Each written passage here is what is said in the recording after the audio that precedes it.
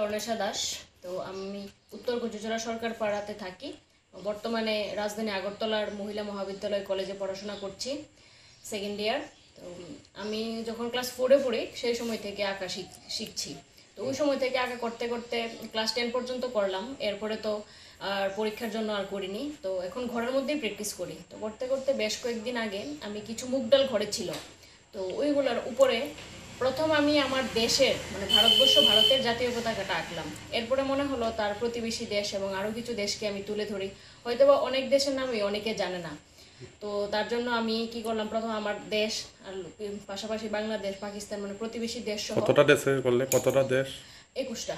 তো এরকম মোট 21টি দেশের পতাকাটা আঁকলাম। আঁকার পরে আমি এমনিতেই জাস্ট সোশ্যাল মিডিয়াতে কিছু পোস্ট করলাম।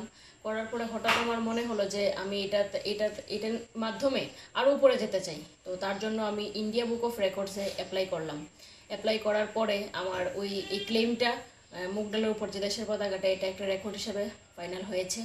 তার জন্য আমি অ্যাওয়ার্ডও পেলাম এবং আমার খুব ভালো লাগছে। কি অ্যাওয়ার্ড পেলে?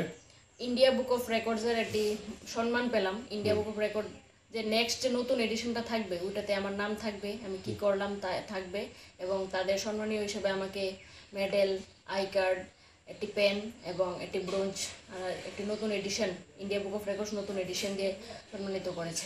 নেক্সট ইচ্ছা কি রয়েছে?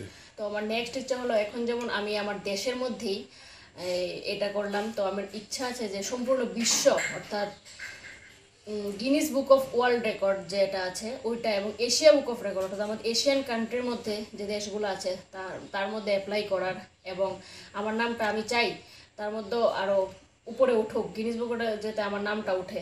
তাহলে আমি আমার যে রাজ্য ত্রিপুরাকে রিপ্রেজেন্ট করতে পারবো, এবং আমার রাজ্যকেও বাইরের দেশের মানুষও চিনবে, বিশ্বর মধ্যে থাকবে। এরপরে আমার দেশ ভারতবর্ষ তার নামও থাকবে, আর আমি যে জায়গাতে মানুষ হয়েছি, ছোট থেকে বড় হয়েছি, ওই জায়গাটার নাম থাকবে। আমার ইচ্ছা এইটুকুই, আমাকে যতটুকু না চিনবে তার থেকে আমার রাজ্য, আমার দেশকে যেন সমগ্র বিশ্ব চেনে।